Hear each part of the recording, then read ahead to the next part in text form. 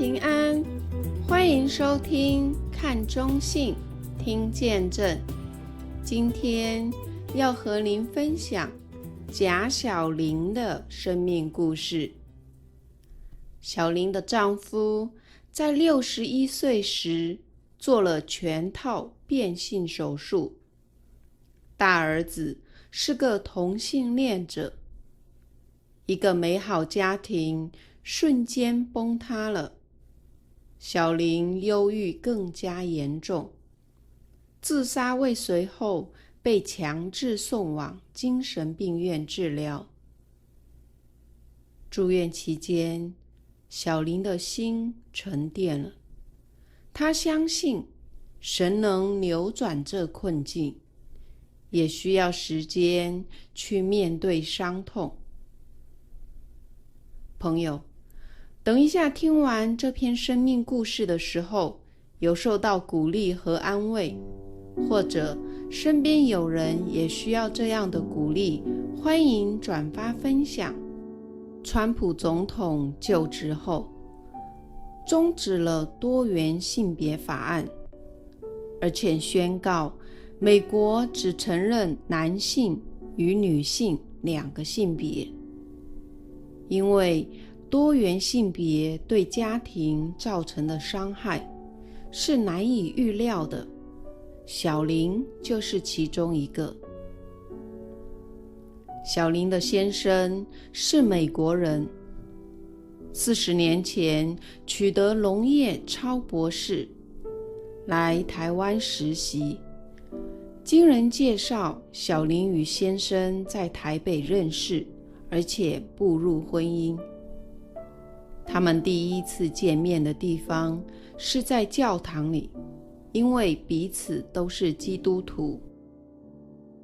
小玲小时候并不幸福，常常被母亲言语虐待，因此5岁的时候就有寻死的记录。后来得了忧郁症和躁郁症。当小玲第一次进教会，感受到教会的温暖，是她长久以来所盼望的。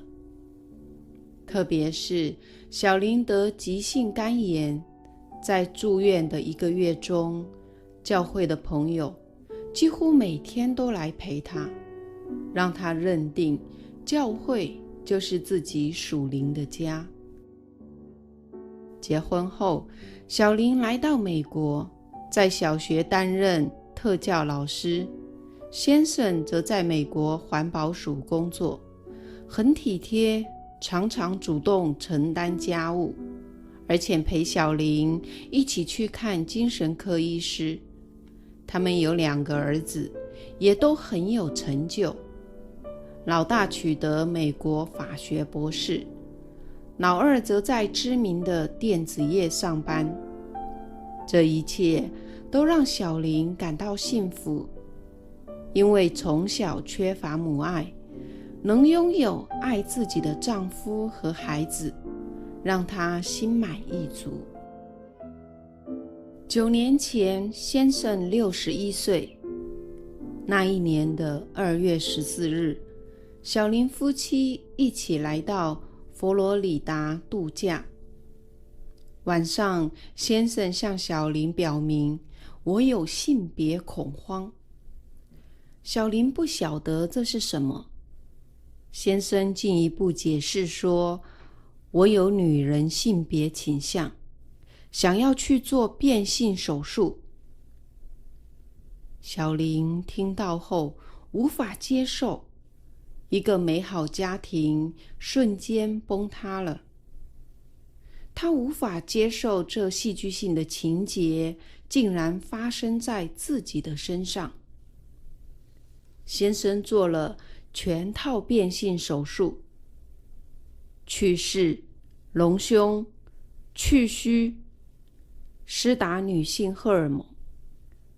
小玲看到先生的大乳房，甚至化了比正常女人还浓的妆，真是怒火中烧。先生在变性之后选择分居，住到他在别州所买的房子。先生对小林说：“我要借此寻找自由的生活。”这让小林的忧郁症更加严重。在不知所措下，他选择割腕自杀。其实他不想死，只是想逃，却不知道逃往哪里。还好割伤没有太深，最后被送进精神病院强制治疗。在警车上，警察还一直安慰小林说：“有什么过不去的，可以打电话来跟我们聊，不要想不开。”被送进精神病院后，小林必须脱去全身衣服接受检查，以免夹带自杀利器。这让小林更感到羞耻，但也束手无策，因为他的家已经毁了。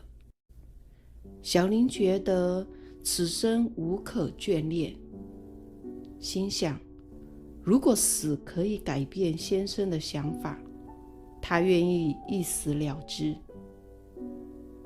在那当下，神似乎对小林说：“孩子，你不要以为死能让先生回心转意。”听到这话后，小林突然醒悟过来，环视周围，还有比自己更严重的病人。小林心生怜悯，同时也让自己的情绪稍得平复。这时，小儿子打电话来说：“妈妈很抱歉，我真不知道你发生了什么事。”因为先生所做的，小儿子和先生断绝关系，至今仍未和好。小儿子认为父亲自私的选择才导致家庭陷入这种绝境。住院2周，让小林可以沉淀一段时间。他觉悟了，走上自杀之路，受伤最深的会是孩子和身旁爱他的人。小林告诉自己，我要坚强活下去。他相信神能扭转这困境，也需要时间去面对伤痛。某一天，小林和大儿子一起搭飞机去看小儿子。